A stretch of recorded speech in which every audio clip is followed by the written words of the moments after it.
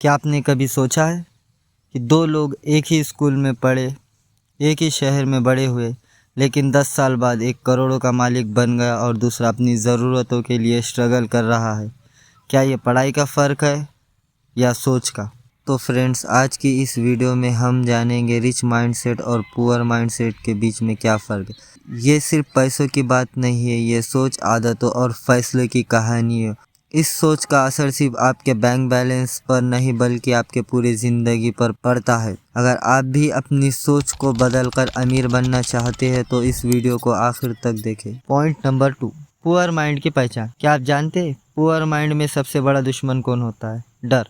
डर poor mindset और rich mindset दोनों में होता है। रिच माइंडसेट में पॉजिटिव और पुअर माइंडसेट में निगेटिव होता है। आप भी यही सोच रहे होंगे ना, रिच माइंडसेट में डर पॉजिटिव कैसे होता है? तो मैं आपको बताता हूँ। रिच माइंडसेट वाले हारने को नहीं डरते, बल्कि इसलिए डरते कि अगर मैं कुछ नहीं कर पाया तो इसलिए डरते। लेकिन पुअर माइंडसेट वाले इसका उल्टा होता। मेरे भाइयों, गरीब मानसिकता से बाहर निकलना मुश्किल है लेकिन नामुमकिन नहीं है। आपको बस आपकी सोच बदलना होगी और सही कदम उठाने होंगे।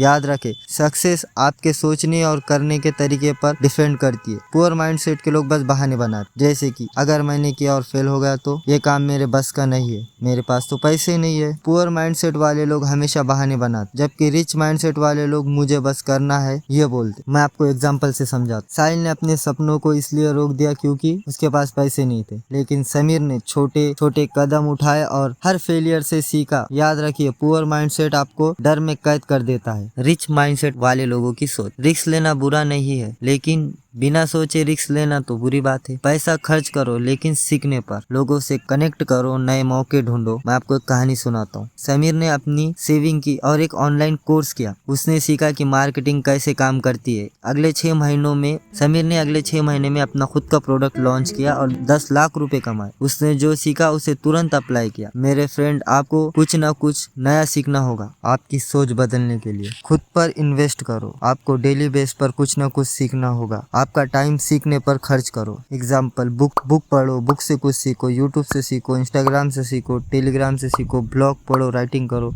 आपको जहाँ से भी सीखने को कुछ मिलता है भाई, वहाँ से सीखा करो। नई आदतें डालो। हर दिन छोटे छोटे कदम डालो, जैसे कि सुबह जल्दी उठो, अपने गोल सेट करो और डेली बेस पे उसे पूरा करो। ऐसा सोचो कि आज मेरे जो भी गोल है मैं वो पूरे करूंगा। वो पूरे करे बिना मैं तो नहीं सोने वाला। फेलियर से डरो मत। हर फेलियर आपको मजबूत बनाता है। याद रखिए, फेलियर अंत नहीं है, एक सीख है। मैं आपको एक केस स्टडी सुनाता हूँ। आपने रिच डैड पुअर डैड के लेखक का नाम तो सुना ही होगा, रॉबर्ट कियोसाकी। रॉबर्ट कियोसाकी के 2 डैड, यानी जो डैड तो एक ही होते सबके भाई, वैसा नहीं, डैड सबके एक ही होते, मगर एक उनके मेंटर थे। तो जो उनके असली पिता थे वो गरीब सोच वाले थे। उनका ये कहना था भाई पैसे बचाओ, पैसे बचा कर इंसान अमीर बनता है। लेकिन जो उनके दूसरे पिता थे तो वो उनके मेंटर थे, तो उनका कहना था इंसान को अमीर बनना है तो इन्वेस्ट करना जरूरी है, बिजनेस शुरू करना जरूरी है, नौकरी से इंसान अमीर नहीं बन सकता, ये उनका कहना था। इस सोच ने रॉबर्ट कियोसाकी की जिंदगी बदल दी। और आप तो जानते ही रॉबर्ट कियोसाकी कौन है और किस मकाम पे खड़े हैं। Point number 4,